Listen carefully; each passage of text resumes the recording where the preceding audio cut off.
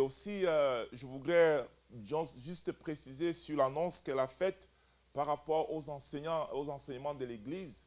Dans le mois prochain, nous allons reprendre avec les enseignements et nous invitons tous les membres de l'Église, que ce soit ceux qui participent à ce culte en créole ou ceux qui viennent, n'est-ce pas, au culte en anglais. Nous voulons vraiment que nos chrétiens soient bâtis dans la parole. Donc ce matin, je vais continuer avec mon petit enseignement parce qu'on ne peut pas enseigner pendant quelques minutes. Nous n'avons que quelques minutes pendant ce culte, mais nous voulons apprendre quelque chose de la part du Seigneur avec ce temps que nous avons, n'est-ce pas, devant lui. Donc, ouvrons nos Bibles dans Deutéronome chapitre 18.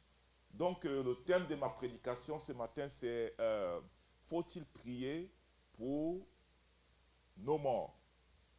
Faut-il prier pour nos morts? Donc, voilà un peu le thème de ce matin. Faut-il prier pour nos morts? Et j'aimerais donc que nous ouvrons Deutéronome chapitre 18 à partir du verset 9.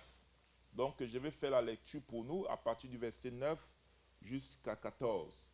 Il est écrit: lorsque tu seras entré dans le pays que l'Éternel, ton Dieu, te donne,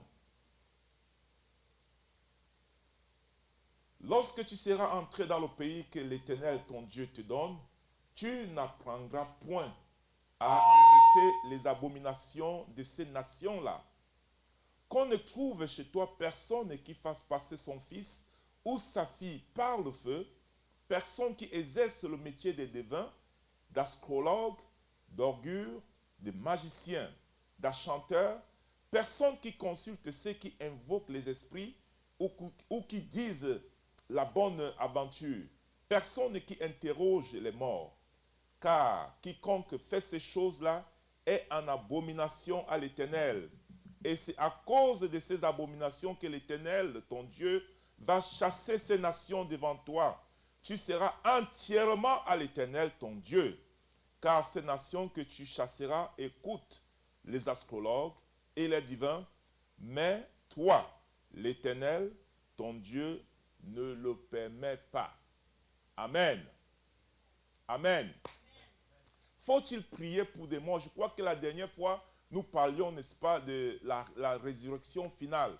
Et j'ai essayé d'expliquer ce que c'est que l'enfer, n'est-ce pas, le séjour des morts et la vie éternelle. Comme je dis ce matin, ça sera un petit enseignement, ce n'est pas vraiment la prédication. Mais nous, si je parle de ces choses, c'est pour nous encourager à maintenir notre foi lorsque nous traversons des moments difficiles. Des moments où nous avions, n'est-ce pas, perdu une personne qui nous est chère, une personne que nous manquons tellement parce qu'elle n'est plus avec nous. Donc, le Seigneur veut vraiment nous encourager. Alors, la question est de savoir, faut-il prier pour des morts? Certains vont dire oui, certains disent non, mais je connais des groupes religieux qui prient pour des morts. Il y a même ce qu'on appelle la litanie, n'est-ce pas, des morts. On parle de la litanie des saints et on prie, on prie, on prie. Et cette conception est tellement enfoncée dans ce milieu au point que les gens ne se séparent pas, n'est-ce pas, de leur mort. Mais ce n'est pas aujourd'hui que ça a commencé. Ça a commencé depuis dans l'Ancien Testament où, n'est-ce pas, des gens interrogeaient des esprits des morts, où des gens priaient pour des morts, où des gens allaient même voir des magiciens parce qu'ils avaient, n'est-ce pas, des questions. Et ils voulaient, n'est-ce pas, voir la magie se manifester. Ou, n'est-ce pas, ils partaient aussi voir des devins, ou ceux qui disent, n'est-ce pas, des aventures. C'est-à-dire qu'on lit ta paume de main, on essaie de voir, on peut te dire déjà ce que sera ton avenir. Alors, quand Dieu a vu ça, son peuple le faisait, ou le pratiquait, il leur a interdit de le faire. Et il y avait tout simplement deux raisons que le Seigneur a données.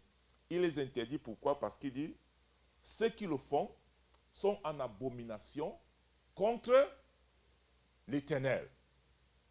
Et la deuxième chose que Dieu donne ici, là, il dit au verset 13, tu seras entièrement à l'Éternel. Donc il y a deux choses. Soit être en abomination contre Dieu, ou soit être quoi? Entièrement avec Dieu. Mais parce que Dieu voulait que son peuple soit entièrement avec lui. C'est pourquoi donc il a interdit que ces gens consultent des morts. Ce que je veux dire, jusqu'aujourd'hui, les gens continuent à consulter des morts. Ils vont dans des tombes, ils parlent devant la tombe et ils sont convaincus que le mort va réagir. Certains même ont des rêves, des visions ou des apparitions où ils voient des morts et les morts leur disent des choses vraies et ils voient ça. Donc lui dit de ne pas parler aux morts, vraiment c'est de lui dire de ne pas, n'est-ce pas, espérer, n'est-ce pas, au futur. Vous savez, en Afrique, il y a ce que j'appelle le concept des ancêtres. Et je crois que même en Haïti, c'est la même chose. Vous savez, un ancêtre ne s'improvise pas. Un ancêtre commence comme il est dans la société, et on peut lui donner un nom spécial, on le considère comme le sage. Donc quand les gens ont des problèmes, ils vont le voir, ils donnent des conseils et ils vous donnent, n'est-ce pas, des directives. C'est lui qui donne le code même de vie de la communauté. Donc ces gens-là sont tellement respectés. Dans certaines régions, dans mon pays, on les appelle les bombok. Bombok. Hein? Quand on vous appelle bombok, ça veut dire que vous avez vraiment la sagesse, vous avez, n'est-ce pas, la capacité de donner des conseils aux gens et de donner même les codes de vie. Donc quand ce bombok-là meurt, on le considère comme un ancêtre.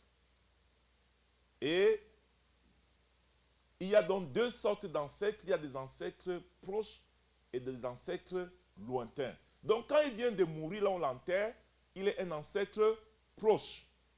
Ça veut dire qu'il va toujours continuer, même comme il est mort là, à nous donner quoi? Des conseils. C'est pour ces raisons, quand un bombok meurt, on va toujours dans sa tombe et on interroge, on lui dit, voilà, la famille est en train de connaître tel problème et on a l'espoir qu'il va nous parler en retour. Je crois que c'est la même chose en Haïti. Et maintenant, il y a ce qu'on appelle donc un ancêtre lointain. Lui, il a déjà duré un certain nombre de vies. Il est maintenant comme un dieu. C'est pourquoi dans la religion africaine, il n'y a pas qu'un seul dieu, il y a plusieurs dieux.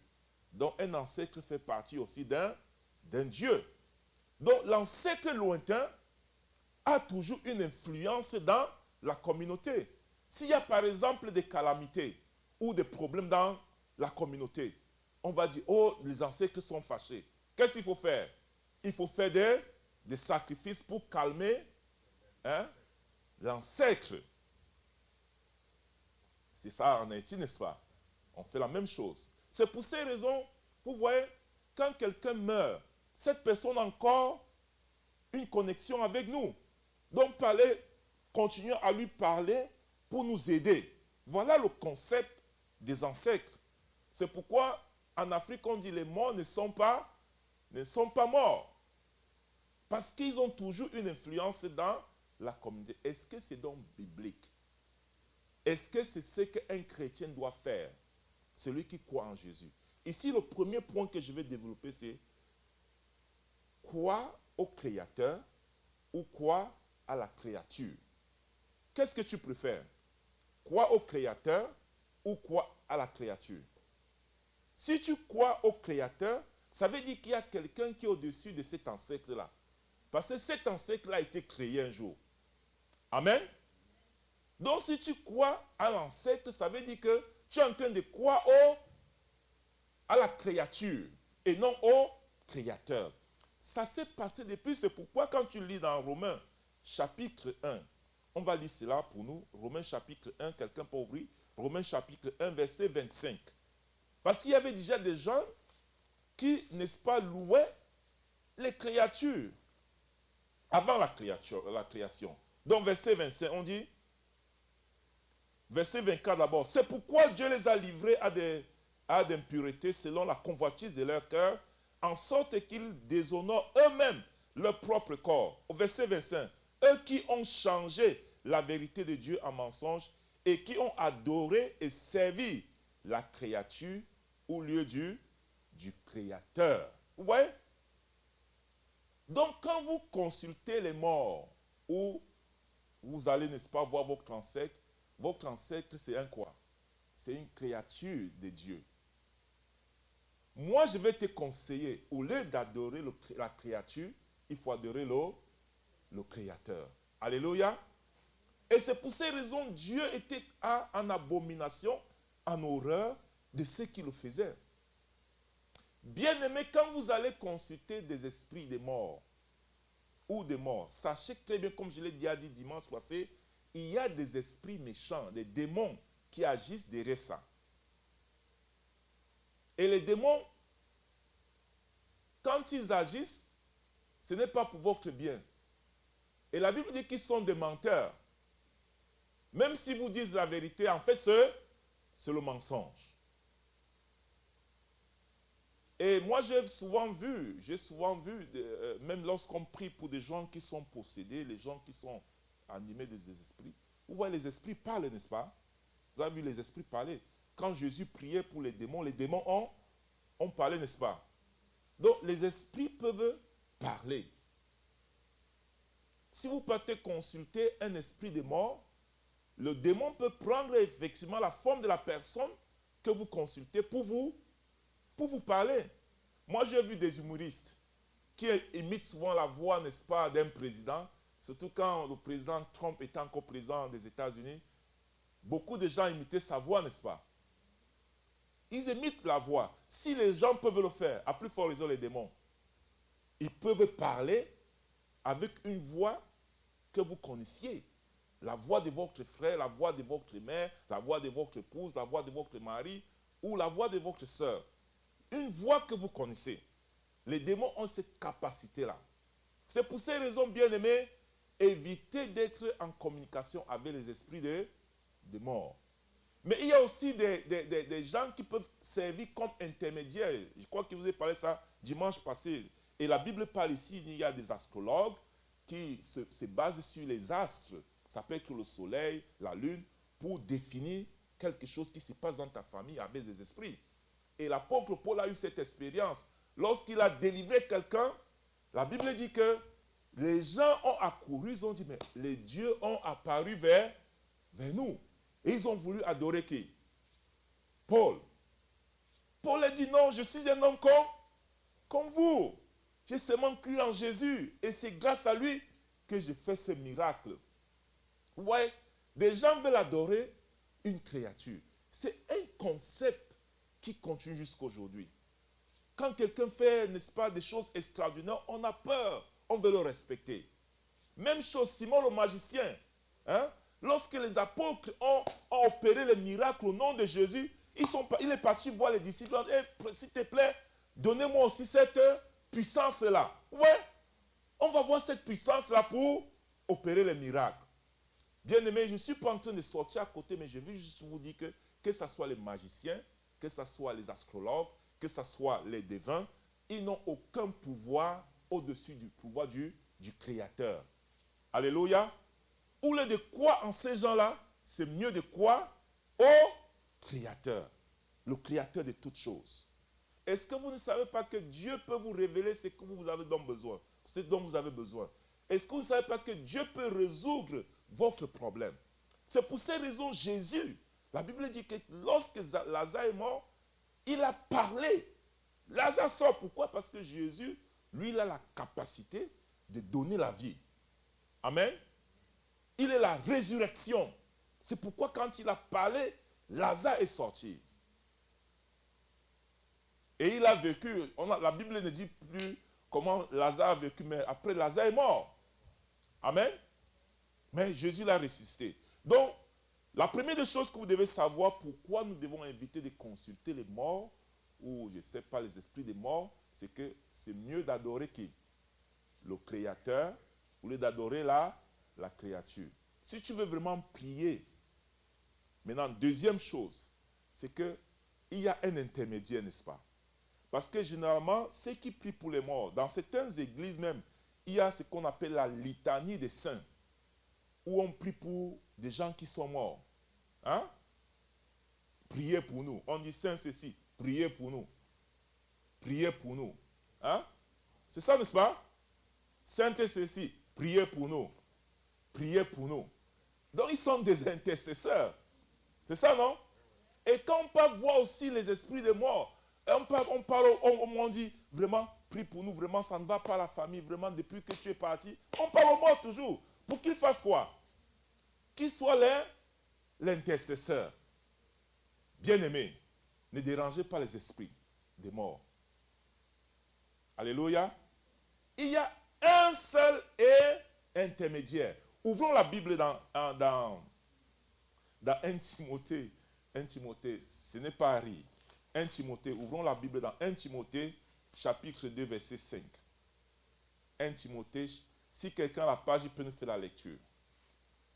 C'est un passage très important. Lorsque j'étais jeune, je voyais ma mère toujours prier aussi, parce qu'elle était dans l'église catholique. Elle priait toujours, Saint Cécile, priez pour nous, Saint Cécile, avec le chapelet. Mais quand j'ai lu ces versets, parce que j'étais petit, j'allais toujours avec ma mère à l'église. Mais quand j'ai lu ces versets, ça a bouleversé ma tête. J'ai dit que, mais, pourquoi on prie toujours que Saint Cécile prie pour nous? Priez pour nous. Les morts, pourquoi ils doivent prier pour nous? La Bible nous dit que Jésus est le meilleur intermédiaire. Amen.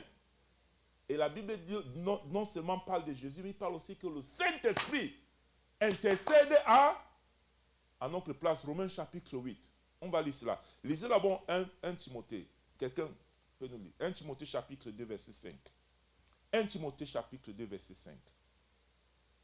Je vous ai dit que ce n'est pas la prédication, c'est juste un petit enseignement. Nous pouvons le développer pour que nous puissions bien comprendre que nous n'avons pas besoin de prier pour les morts. Hein?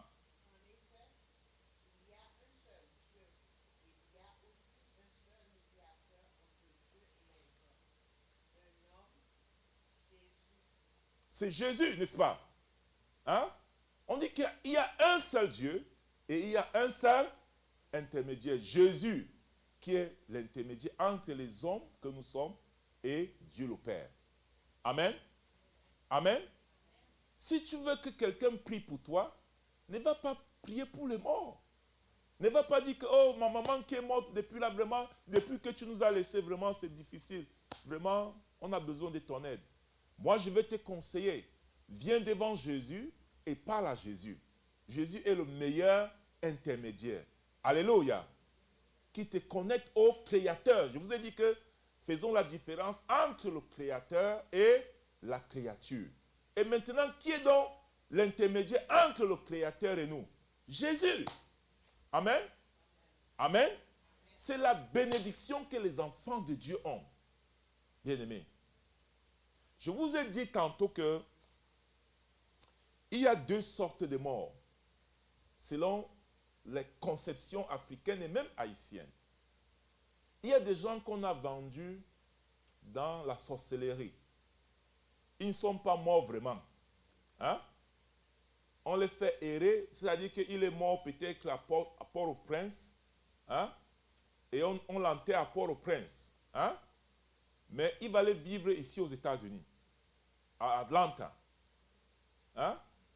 Peut-être qu'il travaille dans un, je sais où, dans une entreprise. Il travaille bien. Et un jour, quelqu'un qui le connaît peut le rencontrer à Atlanta. Mais c'est toi que j'ai vu. C'est toi qui étais à Port-au-Prince. Et tu étais mort. Ce genre de personnes, ils travaillent comme des esclaves jusqu'à ce qu'ils vont mourir la vraie mort. C'est pour ces raisons, si donc ta personne était morte dans cette circonstance, parce qu'il y a des cas comme ça, et tu dis maintenant que tu vas prier pour qu'il intercède pour toi, tu pries au vide, n'est-ce pas? C'est pour ces raisons, je te dis encore, Jésus est le meilleur intermédiaire. Alléluia.